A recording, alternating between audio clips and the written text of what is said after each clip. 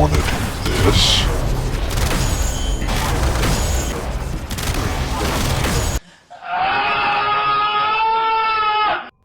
Hello guys, Retro here. Hope you liked what I did with the intro. But yeah, this is a little guide on how to get started with eidolon hunting, the basics. If you're a new player, I strongly advise against, using this video and actually going to do eidolon hunting. But if you're ready and you think you can get started, I'll show you everything that you need. So we'll get right into it by looking at the equipment that you'll need. Alright, so getting started, you're going to need Eclipse as your first piece of equipment in your helmet. Eclipse is of good damaging ability. You could use Roar, but Eclipse is just better because it's low energy cost, it has a high duration, it lasts a long time. But the next thing that you're going to need is Madarai.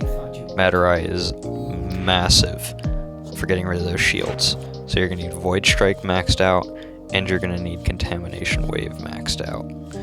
And then the rest are just extras that you could have, they're nice. So in terms of getting started, literally anything is better than the Mo Amp. So if you have the Mo Amp and only the Mo Amp, I suggest you go to Quilonco and you just get rid of it. Build anything.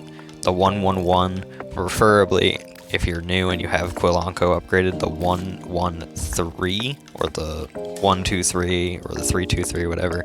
But just make sure you have the Lore Embrace because it has increased crit chance. However, if you want the best amp, which would be the 777 that is in Fortuna, you're going to go to the back room where Utico and Little Duck is. And if you have enough Little Duck standing, you'll be able to buy these parts, which is the Propa. And the Clamora is good. You can use that. I use the Raplac Prism though, but mainly the Propa and the Certus Brace. Those are the two most important pieces, and they are the best pieces for your amp. Now moving on to weapons. There's a lot of sniper rifles, but I suggest that you use a sniper rifle. So the first one would be the Vectis. Vectis is a really good sniper rifle if you have the mods to support it. Otherwise, the Rubico is a great alternative, especially the Prime. The Prime is really good if you can grind it out. But the best sniper rifle, the easiest one to obtain, is the Lanka.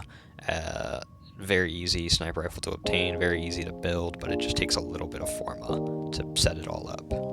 Also, I almost forgot the Paragil, that's what I use, is a very good sniper as well. So assuming that you're a beginner and you're going to want to use the Lanka because it's the easiest one, you go to your dojo and go to the energy lab, and the research should be there, and you can just purchase the blueprint and get to going if you're MR10. And then I also suggest going to the Tenno lab and picking up the Cypher blueprints, because Cyphers are really important, and the Lockpin research, because the Lockpins will help you a lot once you're out there. Last piece of equipment that you're going to need is Amp Arcanes and then an Amp Arcane adapter that you get from Caviero and Crystallis on the Zeraman ship. It'll take a bit to grind these, I'll be honest. However, you don't need these. These are just like meant for like speed running, so if you really want to max out, this is what you need. So you've gotten your amp arcanes, whatever the heck, your guns and stuff. So now what happens? Well, now you all put it into practice. In the background, I'll show you my routine and what I do. I go out and I check for the eidolon spawn. So as you can see, I see it there. And then I go for a little quick charge.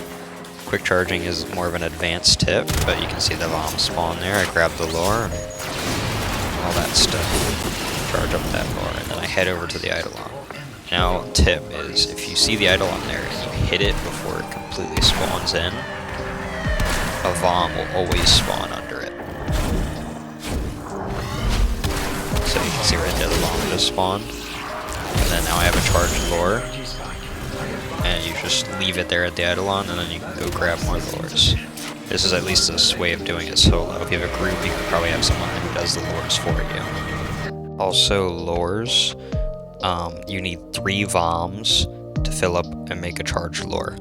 And then you need 2 charge lures for a Terralist, 3 charge lures for the Gantralist and Hydralist to capture them. So I use this clip to explain the choice of Volt. So the reason we use Volt is because his shield is the only thing that can increase Operator crit chance. The only Warframe that can do that. The only thing that you can do to increase your amp damage is a Blessing, and that's the only thing that you can do. So that's why we use Volt. And then also the Shock Trooper gives extra shock damage. And as you can see here, I'm shooting my Propas, which is the alt fire of your amp, if you have Propa. And that's what I use to take down the shields. I'll also show you when you're supposed to shoot your Propa. So the timing for the Propa is you shoot when his right foot moves forward. So you can see right there, I just shot my first Propa, which is about when he put his right foot down. And that's the timing of the Propa, and you'll see that I'll take out the shields pretty quickly. But yeah, that's about it. This is the build section, so I'll show you my builds, so if you want to copy them, feel free. But this is what works for me. The only thing I could say about my Volt build is that I would change, I would have an Umbra Forma, and then I would have Steel Charge, or Deadeye over Steel Charge. That's about it. If there's anything that I missed, or anything like that that you might have questions about, you can always put it in the comments. I will always answer. I mean, I'm not like any big YouTuber, so it's not like I'm getting 1,000 comments.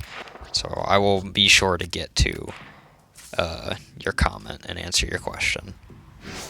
With that being said, thank you so much for watching, and for, honestly, the recent videos have been kind of blowing up, so I really appreciate that. But y'all have a lovely day now.